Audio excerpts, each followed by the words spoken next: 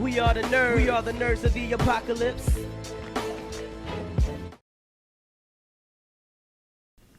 Hello, ladies and gentlemen. I am Trex here off camera because I want to be off camera. There's much prettier people on the camera. So I'm over here at Punk Monkey Comics here with Noelle Stevenson and Sanford Greene, the writer and artist for The Runaways. That was part of the Secret Wars tie-in. So how are you guys doing today? Good. Chipper. No. Good don't. and chipper. Chipper. You're like, this is your first time, Sanford. This is like maybe our 5th video. I'm like part owner of this thing, right? Yeah. Yeah, You got some steak or stock. I wish If I we could have some steak. talk to Dan. Dan, Sanford wants a steak. I had a bushy salad. Yeah, bushy With a salad. fly in it earlier. I've got like a Snickers somewhere. Oh, you took the Snickers. I was. There it is. There it is. That's a big We could Snickers. split it, But but I want some of the Snickers. Oh, see, Go- that's you what had Reese cups. I that's what saw happens you. with He also had a Kit Kat. I saw him taking a And break. a Kit I Kat. really did have a Kit Kat. So Yeah. actually, that's your hat. You gonna break me off a piece of that There's Kit Kat bar? We're here all day. This is the quality Yes. content that you're here for. I know, right? We're here all day. This is normal stuff for us. I know, right? Cool. So Yeah. we are here. Yes. We're here. So good turnout from when I got here. I'm really happy to see that. You brought the crowd. Yeah. I did. I'm really happy for that because it needed to be here. Dan does not need to be bored. It's basically what it needs to be. So, no, this is our first time really talking to us. I want to thank you for at least doing this because no one else does. Yeah. We bribe Sanford. That's Oh, what man. we do. Man, With didn't know you had them in your pocket. With- Yeah. Snickers. So, how did you get to be part of the writer for Runaways? I had done a few other things for Marvel before that. Mostly like one shots, and like I'd done a story in the Thor annual. That's right. I'd done some cover stuff for them, and I think what was the other thing I did? Maybe that was it. I don't remember. I don't know. Runaways job. Yeah. I feel like I did one other thing. I can't remember it. I'm completely blanking.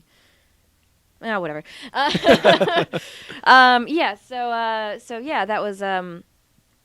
I'd worked with Will Moss, the editor on Runaways, a little bit before that on those projects, and then yeah, he came to me about a miniseries for Secret Wars. Pitched it to me as Dr. Doom's Hitler Youth, and then eventually ended up calling it Runaways. So he's the one that came up with the idea of Dr. Doom and the School of Gifted Youngsters that turned evil. Yes. But like, I got to choose the whole cast, and so I was like, just some really random teens from all over the place. Yeah, And how then, did you choose the characters that we have as the Runaways? Because there's a lot of youth out there, and I think I Googled Marvel teenagers. And Thanks, I just Google. pointed at a random one. No, I have like my favorites are like the ones who just like look really cool to me, and I just like Jubilee's one of my favorite characters. Like, Yep. So I really wanted like to do, and like Amadeus Cho, he's a little bit of a weird character, I guess. He's had some interesting adventures. He's got a really interesting adventure now. Yes, he is. Yeah, no, he definitely does. Actually, yeah, but I always really liked him, he's a fun character. I just like the fact that he's like the 7th smartest person in the world. It's so random. Okay. But actually, I'm sorry. When you even with Cho, you would think about like those characters in the actual battle world, well, outside of the battle world, into actual official Marvel universe. It's funny, like we didn't even really plan for these characters to have such a stake in the 616, like Cho. Mm-hmm. I think Jubilee is gonna have. Well, I hope so.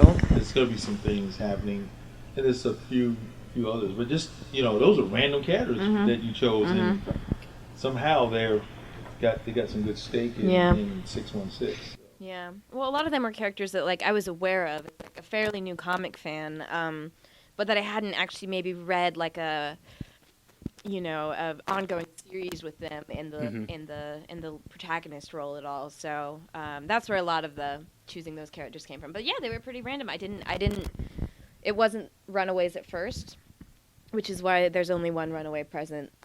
But yeah, it just ended up kind of like it fit the theme of Runaways, if not the literal the literal team. So yeah. Yeah, and especially with the art that we'll get into, of course, because I always have to talk about the art. It's because Cloak and Dagger are still my favorite characters from that book because of how different they are from the 616 version. Yeah. And visually how they look. So yeah, they changed a lot.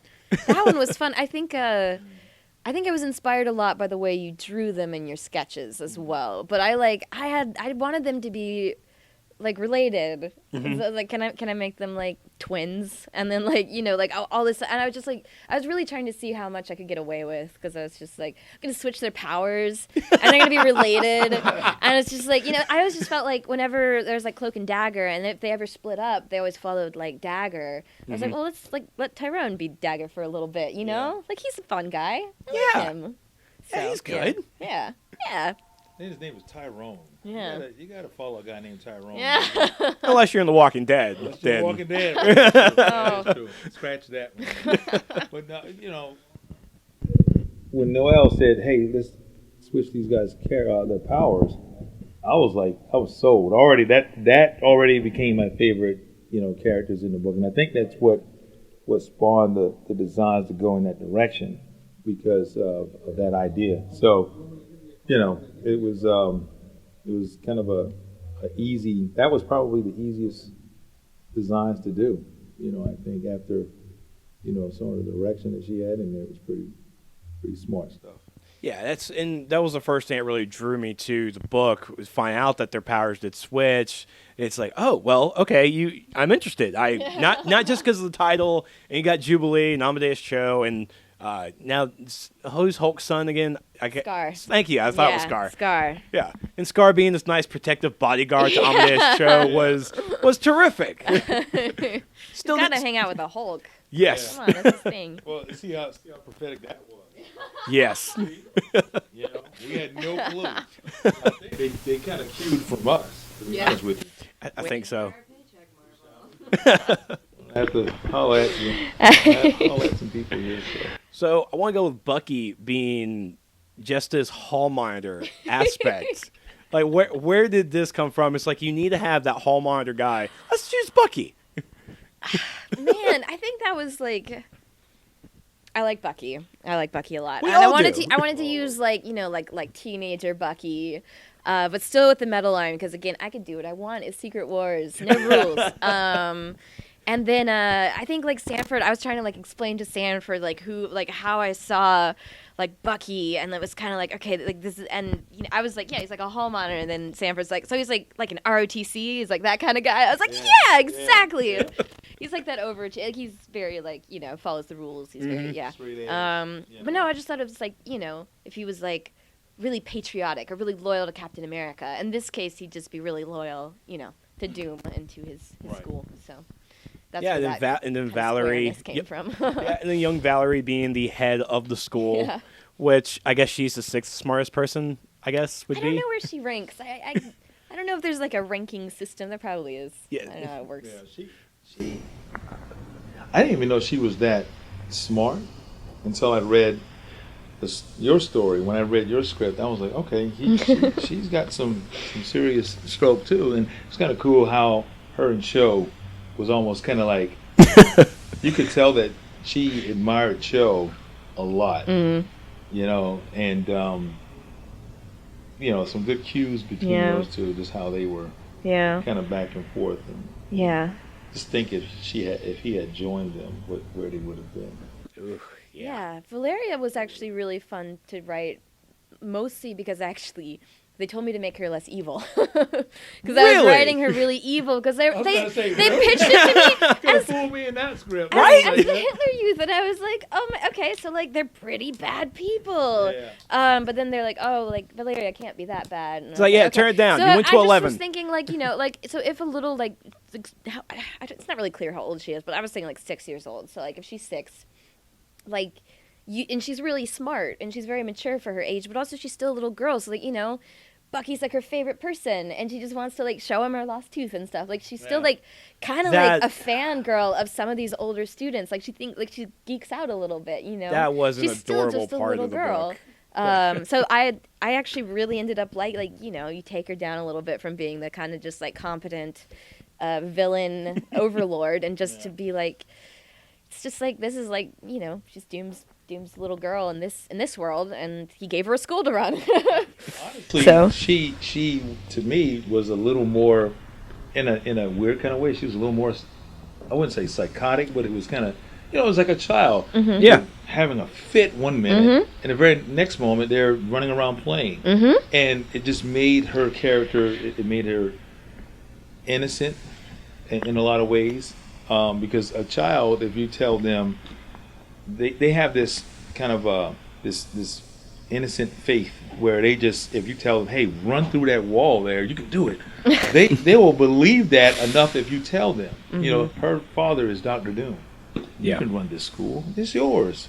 It's yours. All the kids are yours to play with, and you can do whatever you want. Really? Oh, awesome. So we're gonna have an arena where they, slice each other up and.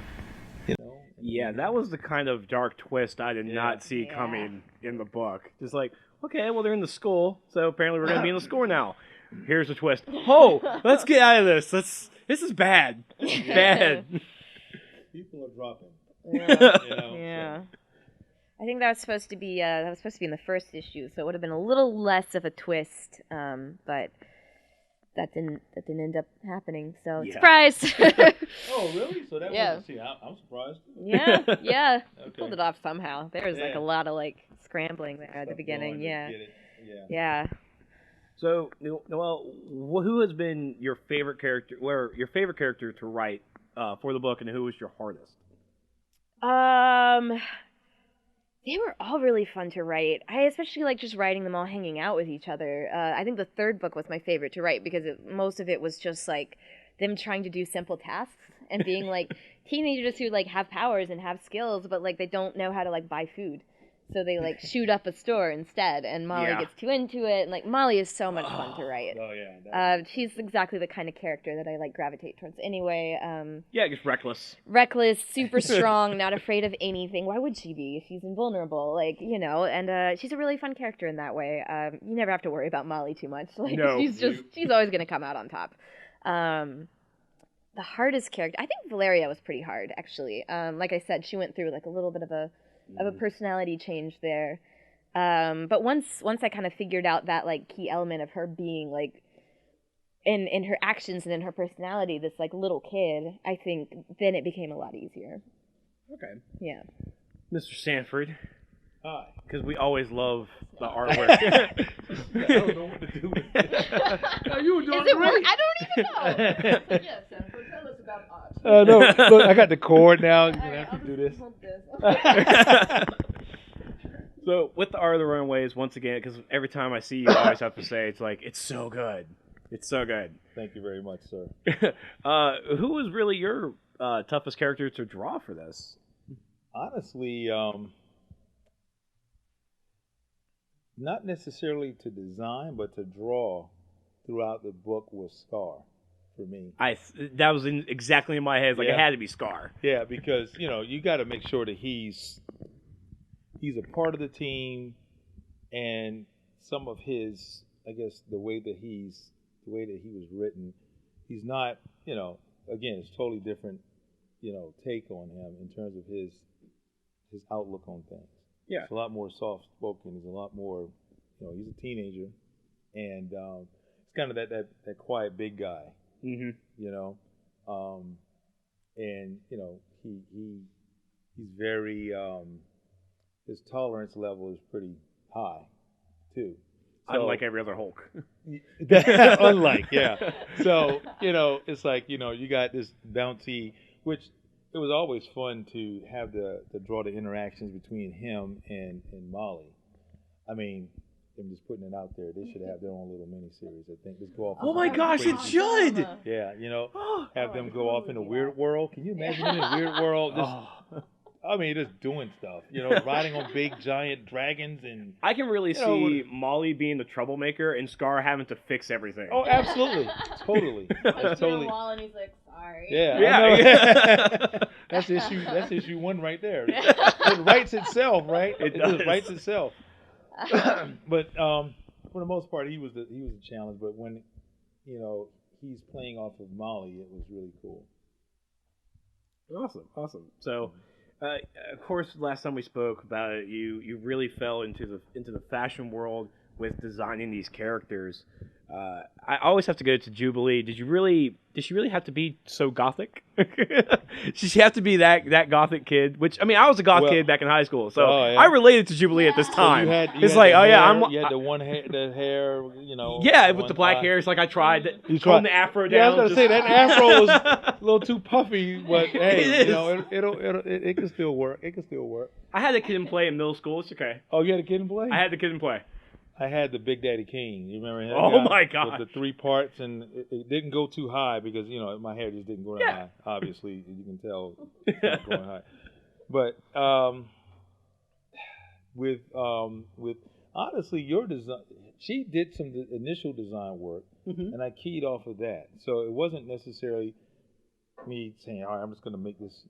I was going from what she wrote and her initial designs because Noelle's an excellent artist as well, and I thought it was kind of really cool what she did, and playing on the whole vampire thing, but not really playing on it. Because everyone said, "Is she a vampire? If she's a vampire or not." Yeah, it's like everyone was like, because of the goth thing, people immediately thought, "Oh, she's a vampire." And I'm like, well, maybe she is. I gotta check, man. I mean, she had Medusa in the group. You basically is the vampire group. Yeah, she got the fangs. We can do it. She got the fangs. And poor, Pixie was there, for the moment. Oh. So that kind of I think people were upset with that one a little bit. But yeah, that crew, there's another book that can write itself right there. Them as a gang, going against some other, kind of a warriors kind of thing. Can you imagine that? Yeah, that'd be kind of cool. Who would be the other gangs? Matching jackets. Yeah, matching jackets. Oh, Yeah, they're walking around with this, with his pentagram on the back of their jacket. But anyway, that's the only thing I could think of for a witch. I was like, what is a witch? A witch symbol? What is that? I don't know what a witch symbol. Anyway, it's just a big W. Yeah. I know, right? I even thought about giving one of them a hat initially, but I was like, no, that's a little too dorky. But give it to Molly. Molly could rock that thing. Molly could do anything she wants at this point. Yeah, Molly really is one of the fun characters I really loved reading and seeing her on the page. And I found she is one of the originals, isn't she? Yeah. So it does throw me back a bit because I see the Runaways volume over there. I'm like, I miss you. Oh, sorry. But anyway, Secret Wars, Runaways. Yes. And as soon as the Secret Wars started, of course, you have in the back of your mind, it's like, all right, well, the universe is going to come back together. Which one of these is going to be picked up? I was really wanting Runaways to pick back up because with teenagers nowadays, the book that you had, even though it was dark as it was, that turn was just really dark. I just did not expect that. Is it really dark? Was it really that dark? They were killing the kids. They're like the survival of the fittest. I'm like, I get that, but wow. Oh, I did it in the video game format, so it wasn't like they were getting decapitated like Saw or anything like that. It was. It's just the imagery. You know what it is? Yeah. They don't let me kill people in Lumberjanes. I'd never get to kill people. That's what it is. You had to get that violence out. I got to get this out. Like for one chance. Yeah. Why not do it in a Marvel book? It's Secret Wars. They always come back. They always come back. Too mad at me. And that was honestly the thing about like with Secret Wars. It really was. I mean, you said it. Just the mere fact that you could do it's the Elseworld for Marvel. So you could do whatever and it'd be all right. Go ahead and chop off the head of Captain America.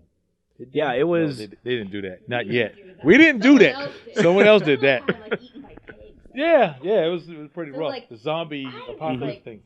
Not the worst one here. Yeah, that man eaten by pigs. Golly. No. Were they zombie pigs? No, they're just regular pigs. Oh God. Makes it worse. Oh, that's not right. Pigs are like vicious. Oh, they are. Pigs will eat whatever you put in front of them. I've learned that. I grew up on a farm. Captain America. Oh God. I'm sorry. Could they eat the shield too? Would they be able to eat that shield? so unless they were. I have to say, if you're They'll probably known that for the British movie, I think it's like Lock, Stock, and Two Smoking Barrels. Yeah, Brickhammer. Just like he just says, he has this whole entire speech about how a pig can eat a human. It's like a good 2-3 minute speech, and it would just give you chills. Just chills. And especially he's using his British accent. I'm like, you know what? I don't want to go to this island. This island is completely dead to me. I don't want to meet these gangsters. yeah. But yeah, I mean, you're right. Secret Wars definitely allowed creators to do basically whatever they want. Because I remember in Adeline Falls with the Inhuman storyline, Black Bolt finally got his powers, and Medusa's like, oh, so what's your power? That's pretty cool. He just speaks and kills her. I'm like, ooh. What? There's blood and hair just flying all over the place. And now he's just screaming towards Doc Doom. It's like, all right, just cook his ass. Let's go do this. Yeah. So basically, you're welcome for not making it darker. Yeah. As soon as I saw it, I'm like, you know what? Thank you, Runaways. Yeah, just too many dark stuff. Yeah. So now with Runaways out of the way, Yes.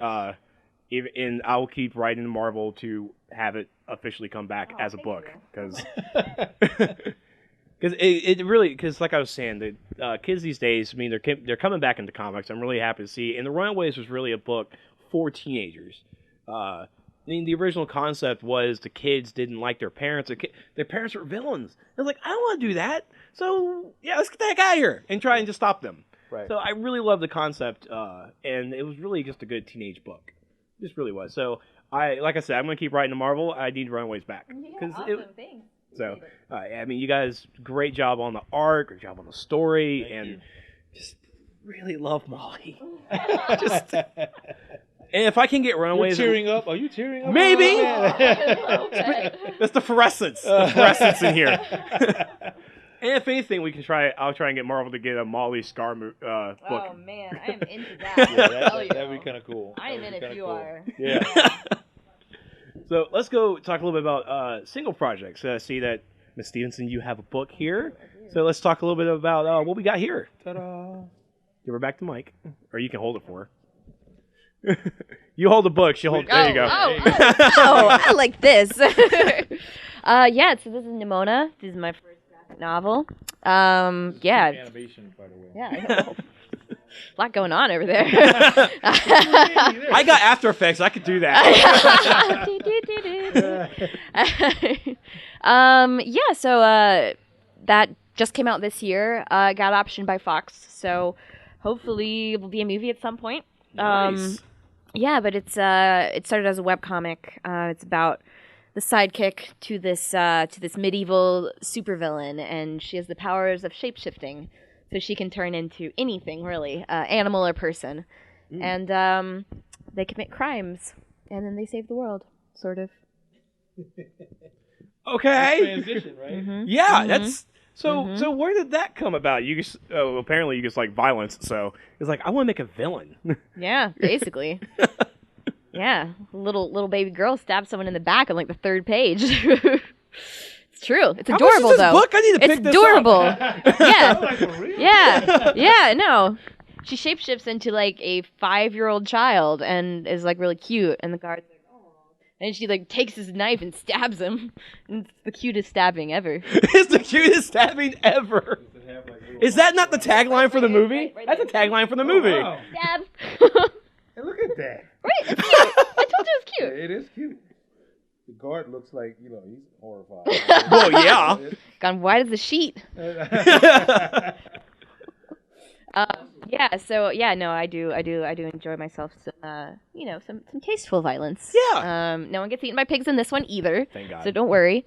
Yeah, no, I always really gravitated towards sympathetic villains in movies. I think there's the obvious kind of touchstone, I think, of Mystique, the shape-shifting X-Men, that was like the first superhero movie I ever saw. It was the first X-Men movie, and I just thought she was amazing, and I was like so just into like that power set, and like it just seemed like I was like, that is where it's at.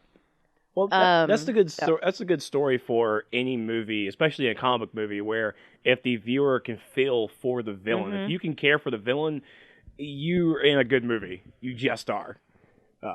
So that's pretty cool. So Yeah. now, is it going to be like a live action or is it going to be an animated movie? Animated. Yeah. Okay. So. Animation, little girl stabbing us. Yeah. Please, Fox. You know, Fox, for the love of God, keep that in the movie. Yeah. I think it will be. I don't think I can. I don't think you're allowed to show blood in an animated family movie, but yeah, no. There's no blood. There's a little There's squirt. a little Squirt, squirt of blood. yeah. Adorable blood. Yeah. I think like tomato. later, like I have like a very cutesy style, but later like someone gets like shot with an arrow, and I like forgot how to do cute blood, and it just turned into You like got involved. really like really like realistic gore there for a little bit. Oh, yeah, Yeah, like it's kind of like It doesn't look like she got a scab on her knee, though. well, it's an arrow. Oh. I'm no Sanford Greene, but like I just Well, I tell you what. Anyway. Looks like, oh, wow, there's multiple panels with, Yeah, okay, she's lots of pulling it blood, out, yeah. and then, okay, there it is. Did she take an arrow to the knee? She took an arrow just to the above the thigh. knee. Oh, above the knee. Yeah, it's still we're like still mid- using the mid joke. thigh, We're still yeah. using the joke. Apparently we are. Yeah. So yeah. It's a pretty weird book. Hopefully we'll see about the movie. I'm very excited about it, but you know, movies are notoriously Yes, they are. anything could happen at any time. So. Yeah, and you Keep also trucking. do Lumberjanes. Oh yeah. So what's Lumberjanes about? Lumberjanes is about a summer camp for Girl Scouts, but it is constantly under siege by monsters, and they have to solve mysteries. So yeah, it's like Girl Scouts fighting monsters. Here Solve he mysteries. has. Yeah. Oh, whoa, yeah. All right, well, I'm... Animation. See? effects. See? Yeah. So real. Well, that's awesome. And then lastly, I want to talk about the Thor annual Oh yeah. that you worked on. Yeah. So talk a little bit about that. Yeah, that was the first project that I did for Marvel. That was really cool. So yeah, that was same editor from Runaways, Will Moss, and yeah, I just wanted to show Thor just having like a good day, just like having a good time. She seemed to like have a lot of angst in her life. Well, when you get I had cancer, to, you know what? it's... No one knew at that point though. They didn't. Oh, yeah. Will didn't want to tell me who Thor was, and I was like, "Will, you have Really? to tell me. I'm writing her." He's like, "It's really secret. It's like inner circle." I was like, "Will, We'll figure it out. Good luck. tell me." Wow. And so he told me, and I was like, "Dang." I just want her to have a nice time. Just Just want her to have a good day with her friends. I think I was, I just wanted to explore, hang out with Warriors 3, and have a good day. So that's where that came from. I got to meet CM Punk I was about to at a ask you. signing. Oh my Really fun. gosh. So I was at Challengers in Chicago, and they had CM Punk in for a signing before I was there, and they had this CM Punk cardboard stand-up in the back of the store, and I I wanted it beside my table as I was signing, so I asked for, and he put it there, and I was signing, and then at some point he comes and he starts taking it away, and I was like, no, bring it back, and I reach out to grab it back, and the real CM Punk just appears in its place, and I'm like, hey. That's how you're going to do it. That's Yeah. how you do You it. were touching the No, I cardboard wasn't. box. I was like, Wait a minute, this is 3D. Wow, this is really good. yeah, no, he's really cool. He's a cool guy. Yeah, he was the reason I still watched wrestling, and then he left, and No. saddened my world. Yes, that Still was. watch it. No. I catch up with everything to know, Yeah. and every time I watch it, I'm like, it would be better if CM Punk was there. Every time I watch it. But- So that was a very fun comic debut to have. Yes, but it was his debut as well, Yeah? because that was Well, his Marvel first... comic debut. Yeah, and be- so, to be he accurate. did that, and now he's doing Drax, Yeah, which has actually been doing pretty well. nice. Is that a series? Mm-hmm. Yep, he's the writer for Drax. That's awesome. So as soon as I heard, I'm like, well, he never wanted to do wrestling again. What else you gonna do? He's a comic fan. You have to go into this. Yeah, No brainer. yeah. No brainer. So let's pass it over to good old Mr. Green. I like how she passed the mic. So How are we gonna do the effects and just put it in front of my face? Can I? It's 3D. yeah, nice little It looks profile like it's shot. behind me, but it's really in the front. So Amphibian's End, this is your child book, your children's book, right? Yes. And remind us where we've seen this little froggy from. Where did it? Let's see. That frog right there was in volumes 1 and 2. And volume 3 looks a little different. He's a little battle tested. He's been through some things. His name is Darrell. It's kind of a coming of age story for the most part. His father, and he was a part of the original Kulapari, which is the tribe that protected all the amphibians. And he didn't know that at first. He was just is just a common tree frog. Wow, she's still holding. That's pretty awesome. I feel she's committed. I know, right? I feel like I kind of shortchanged you on that. Flipping through and like showing like other. Oh yeah, so you got all the characters. Yeah, you got. Oh wow, look at that nice. Yeah, look at that. They did a great job on those edges of the paper. Oh yeah, okay. Exhibit A or B, I should say. Wow. Yeah, but the I feel somewhat like with Noelle, she has something that is becoming something else, multimedia. This book is going to be a Netflix series coming out in June, I think. That's where you need to go. It's Netflix or Hulu. Exactly. Oh yeah, I mean it's a no-brainer. I mean, I think they already got all the first season is already done. I saw the first episode. It looks really cool. Ooh. Now it's skewed a little more younger, so it's not gonna be arrows above the knee. Yeah, well, not even really arrows. It's more of like rocks. Nothing's gonna penetrate anything. It's just gonna bounce off of the surfaces or whatever. But for the most part, I think ages 5 to 11 or something like that. Okay. So it's still in the range of the book, but a little younger. But yeah, so that book is the trilogy is wrapped up, and we're going to start on a series. It's going to be almost in a weird kind of way like Star Wars. You got to throw that in there, man. Of course. It's that time of the season, right? But it's it's going to be like that, where it's going to be a lot of content outside of the main story. So you're going to start seeing young adult reader books, and look, I'm waving as well. Everyone is waving. But there's going to be a graphic novel as well coming up. I'm not going to do all of that work. I'm going to art direct most of it, though. Okay. So, it's I got some other stuff to. Got to oversee everything. Yeah, I got to keep let the henchmen do it. Yeah, let the little Padawans. Earn the Just gonna keep throwing out Star Wars references, aren't you? Yeah. Have you even seen the movie yet? Of course not, man. I'm chained to the desk. That's true. Yeah. Dan keeps a tight ship up here. Oh boy. He's hardcore, man. But So is this the first of the trilogy? Yep. That's the first. That's book 3, and they're going to right around the time the Netflix show comes out. There should be a graphic novel somewhere around a month or so after that, and then there's some young children's books, like beginner reader books that are coming. So yeah, they got some content dropping it pretty soon. So. Okay. That's Sorry pretty cool. That. Yeah, we're finally happy this is finally out now. Yeah. You and me both, man. But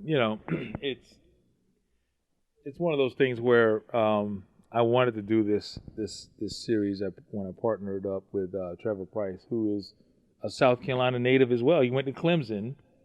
So we still like him. And he played. Hey, man, you can't hate on them boys right now. I mean, you really can't. You really can't. I mean, undefeated season. I mean, hopefully they win it all. I don't know. Good luck. Good luck, though. Good luck. Good luck trying to run through the gauntlet. You got this Crimson Tide guys over there waiting. So just, this football stuff, too.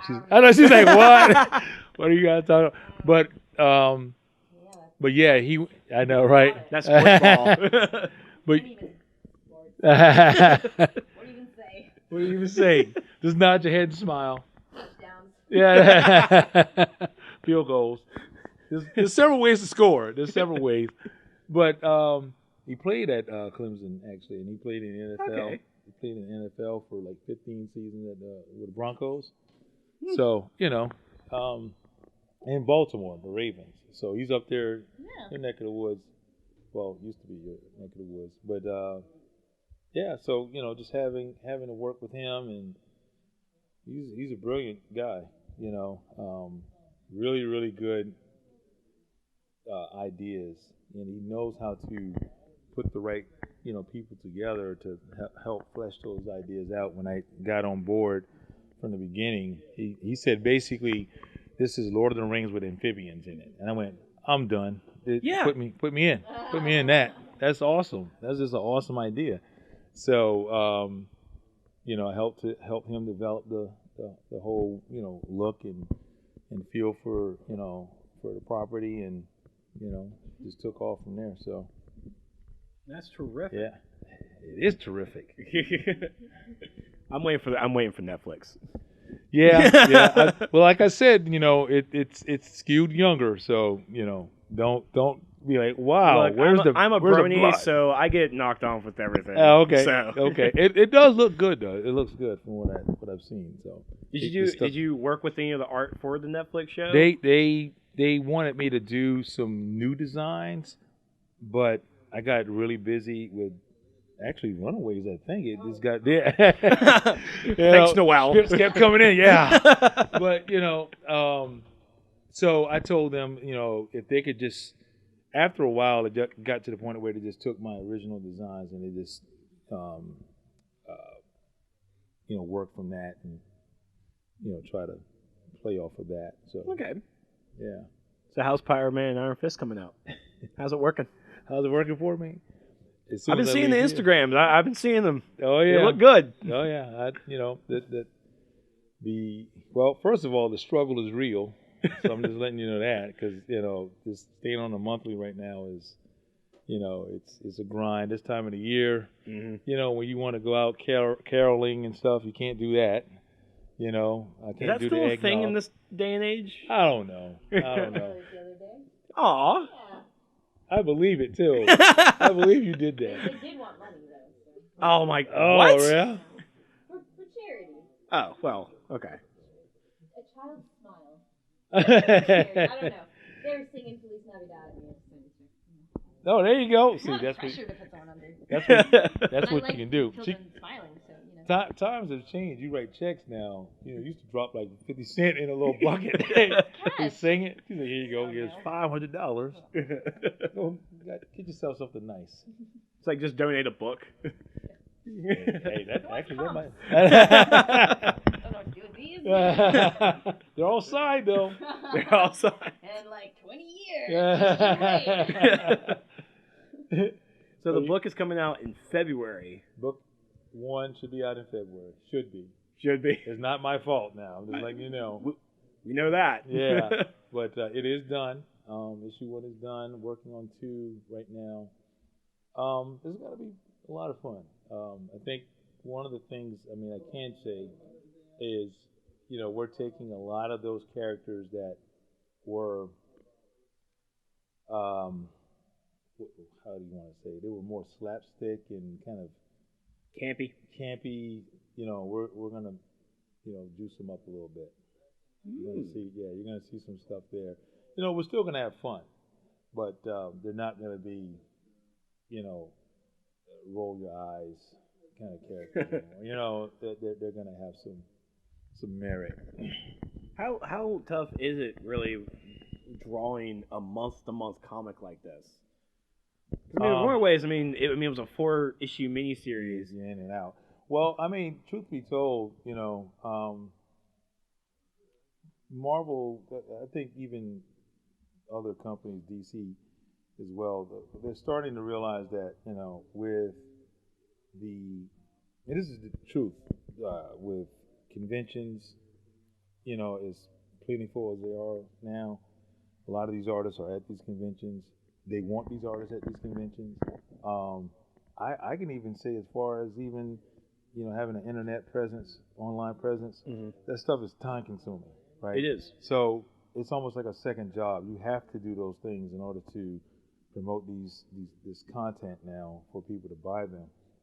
And honestly, the more you appear, at a convention, the more people are prone to support something because they feel like, oh, I made a connection with. That being said, you're just not going to be at the drawing table like how used to be back in 20 years ago, where it was like you could do a monthly, you can do 20 issues or whatever issue a month or whatever, but now you don't have that luxury really because you're on the road or what have you. That being said, I'm working on the book ongoing, but I'll do the first 4 issues. They're doing things in arcs a lot more now. Yes. 4 issue arcs, 5 issue arcs.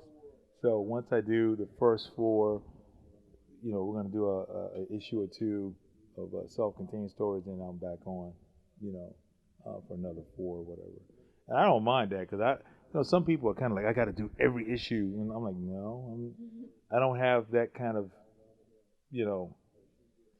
I don't have that time to do it like that, and for it to be quality anyway, you want to make sure it's. So that's why you see most books where it has like two different artists doing it, where you would do like maybe page 1 through 5, and someone else does 5 through 10. Yeah. So now, honestly, I'm not a fan of that. Neither am I. Do that on issue 2. Yeah. Oh no, I fought that. Thing. I was like, no. So that was, it's the second issue, and already we were just, truth be told, things were getting kind of tight, and I said, no, I had a formula and I had a way to do it, and it got done, and I'm very happy because you can claim this book. You look at the trade, her name is on it, and my name is on it. That's it. Yeah. And that's what you want to be able to claim this thing. You start seeing these issues with 6, 7 names on there. It's kind of like, what does that mean? What does it mean? So it just loses a little something to me when you have all these different creators. Now, sometimes you have to do what you have to do, but yeah, I'm of the mindset of you have to have an ownership with this thing. And what the ownership means, it's pride in your work. Right. What you have. Right. And I get that. I mean, sometimes because I'll be reading a book and all of a sudden the art changes. I'm like, oh, sometimes it's good, sometimes it's bad. Right. But it does mess up the reader a bit because right. and as the adult mind, I'm like, you know what, business is business. Book had to get out and it needed to be done. Right. Kid in me, it's like I hate this. I don't want to do this anymore. Right. And that's funny because now that going back to the internet and how the online presence is so dominant now, is that you have these voices out there that will curse to the high heavens when you see a book flip like that. But on the flip side, now you have at least the voice to kind of combat that and say, hey, this book was done by you're starting to see a little bit more of that, where people will say so and so couldn't do this book because he had to take time off, or you get a little bit more of the inside baseball of this thing, rather than just here it is, take it, whatever this thing is, 8 different artists in one book. You can at least, like with the Secret War stuff, part of the reason why this book isn't, why it's so late, because something happened with the story or whatever, it's like you get enough of it to where you can at least go, okay, I can, now that I know a little something. When you don't know anything, all you can do is assume. So, oh man, they're just being lazy. Oh man, they're just being whatever. So, and that was all you got, 10, 20 years ago. Is all you could do is assume. Yep. People got lives. People get sick. People have kids get sick. I mean, I couldn't even tell you how many sick people I had in my house doing Runaways. It was just insane. It was absolutely insane the amount of times I had to go to the doctor for my kids during Runaways. But hey, and when people hear a little bit of those things, not that you want to just spill your guts on for everything, but when they understand, they start to, you are a human. You're not just a machine that spits out a page a day or whatever. So yeah, I mean, no one's a Cullen Bunn. I mean, no one. So yeah, he's pretty insane. He is insane. He's insane. He actually hit me up on an email wanting me to work on something I'm like, you got room to do more stuff? I'm like, are you serious? Him and Mark Miller, those two. Oh yeah. Oh. Oh, there's more coming. Mark already told me. He tried to get me on something. I was just like, man. I mean, it's a pretty sweet little gig that he has. I mean, basically, Fox says, here's a blank check. Create stuff for us. Make comic books and then create, and well, not even create stuff for us. Take your ideas and we'll turn them into movies. I mean, who gets that? Who gets that kind of Joss Whedon. opportunity? Nah, well, yeah, but not really. I mean, his thing was he already had Buffy. He had to kind of work to get that even. He did. And once he got that, then it was kind of like that. But I'm talking about, we're going to give you a check to do your own comic books, and we're going to turn them into movies. Not just to make comics, but to make comics that will be movies. They will be movies. It's not no question about any of that. It's crazy. It's crazy. It's going to take work, Noelle. You'll get there.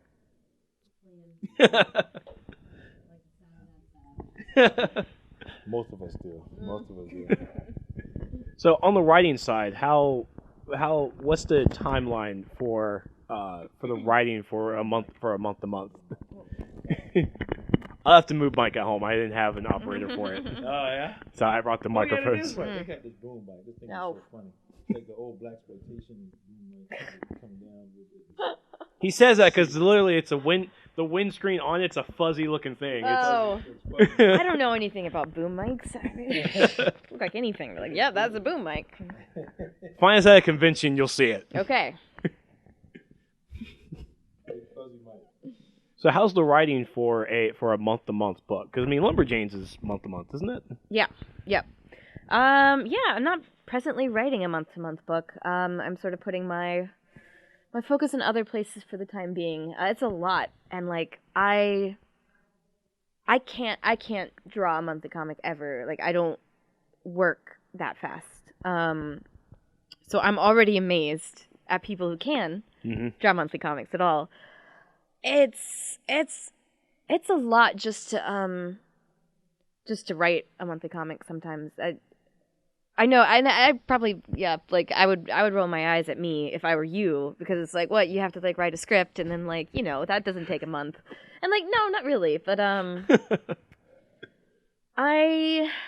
want everyone to get their money's worth every time, Like, I hate filler arcs. I want to be the one to write it, and, like, I don't like passing it off to other writers to, like, fill in. I just want to, I guess coming up from webcomics where you do everything yourself, and then kind of graphic novels where it's like a writer and an artist, and you keep your teams pretty small, and you also do things on your own schedule. That just like, I still like kind of hold that close to my heart, and so I don't like, I don't know, the schedule can just be a lot for me personally. So yeah, you just try to make the best thing you can every month, and try and make the time that you need to make it the best you can do. Yeah.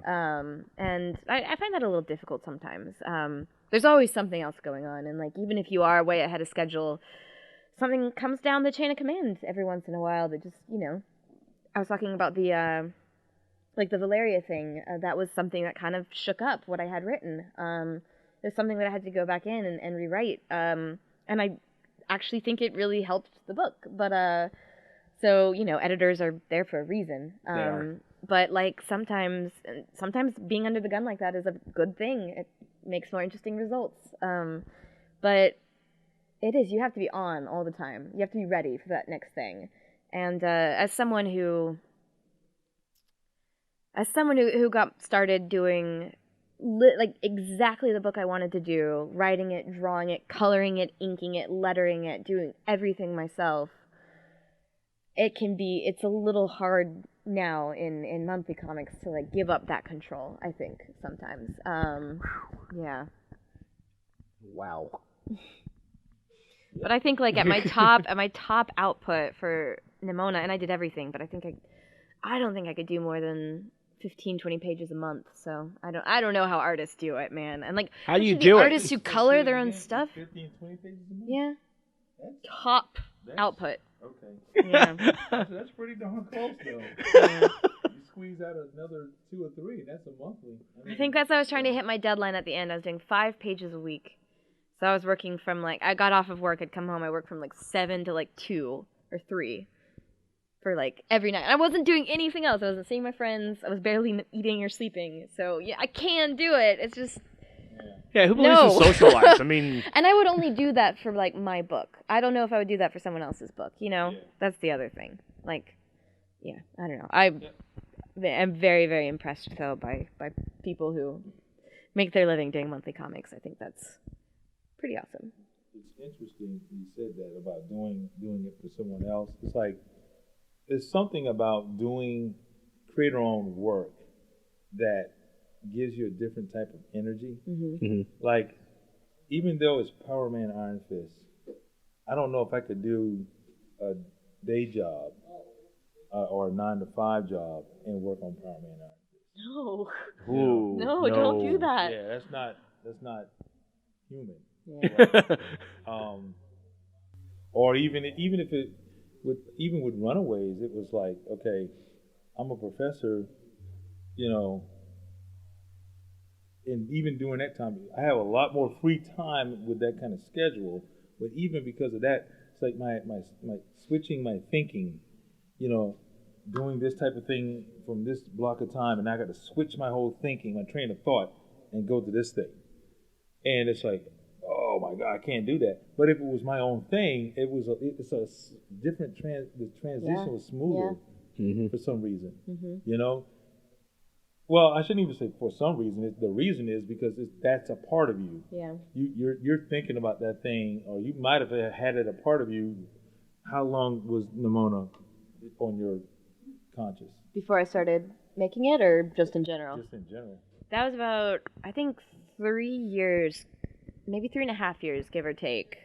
And that was everything I was doing for a little while. And you were doing that online for a short time, and then I did the whole thing online, but it got picked up by HarperCollins after a few months of it being online. Actually, oh, yeah.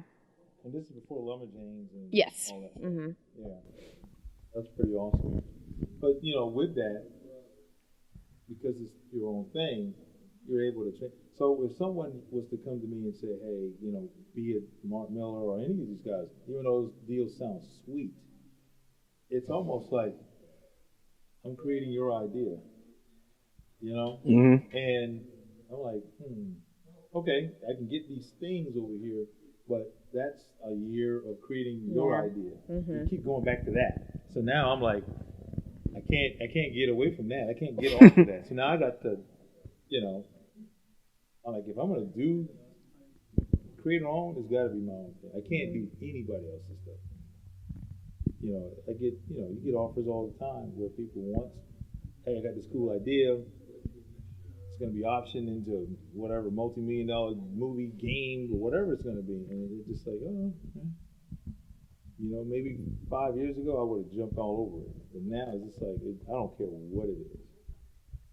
You know, it's just interesting, you know, that create own thing now means a whole lot. I mean, it meant a lot back in the days, but now it's a different game. It is. It really is. Because you have different outlets so you can really create your own things. I'm sorry. I just saw that. I went, what? Is there another one over there? No. Oh, gosh. How'd you find that? She came back with, bam, here you go. Is that a Rocket Raccoon mug? Oh, that's so adorable. But you know, nobody would get this outside the comic industry. They think it's a wildlife thing. Yeah. Oh, you a hunter? I'm a hunter. Look at that thing. Look at that. Got rabies. He's clearly wearing human clothes. I can see this being like a really kitschy, like a mug in like a hunter's cabin That's somewhere. saying. Like I dressed up a raccoon in like So a they know vest. what they were doing when they did that. You can put that in any shop and it'll sell. All right, well, so to close this out, Noelle, what advice can you really give to any aspiring writers out there? You know, we were talking a little bit before it really got started today about like, breaking in and people who are frustrated about breaking in, and it really comes down to, I think, like a lot of people think that like they're not good enough yet. So they just have to work on their stuff and make it better, and then they can break in. And you look around, you see all these people who they're not the best. They're not the best in the world, but they believe that they can do it. They believe that they deserve the jobs, and they get the jobs. They're on time, they're reliable, they, show up at conventions, people know their faces, like, and they're there and they get the work. And then there are other people who aren't there and they don't get the work.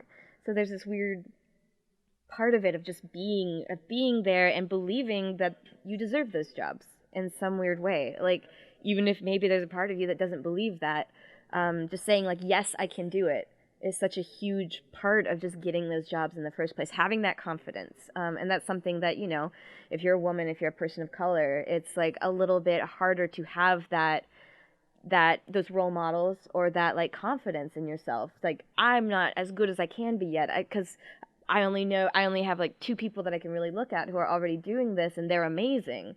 So I have to be just as amazing. I have to be in the top 1% to get those jobs. And like, I think it really just comes down to like, not alone. There are so many other factors, of course, but having that confidence in your work. And then what ends up happening is that you get better. You learn while you're doing it. That's the best way to learn to do comics, to write comics, to draw comics, anything, is just to start doing it. Whether that means web comics, whether that means, drawing a creator-owned, whether that means drawing a Marvel comic, whatever that means, like, don't wait for anybody to let you draw comics. Just be like, no, I am good enough, and I'm going to do it, whatever that looks like for me. So that would be my advice. Okay. Yeah. Sanford, what about those aspiring artists out there, besides going to Benedict College and taking your courses? Name drop. Name drop. There you go. Yeah, like Noelle said, you just gotta, there's no magic bullet, no cookie cutter. Well, I shouldn't say cookie cutter, but there's no, certain way to do it other than, just working hard. You have to really work hard at your craft. I think I was may have been telling you, I don't know if I was sharing it with you. No, it was a gentleman that came earlier. I said, artists tend to, beginners, they tend to draw from what they think they know more than what they should really know, if that makes sense. Mm-hmm. It's like not trying to get too technical, but what does someone holding a coffee mug, sitting down, having a conversation with a friend looks like? How can you draw that? Yeah, I can draw that. Really? Okay, sit down right now and draw it.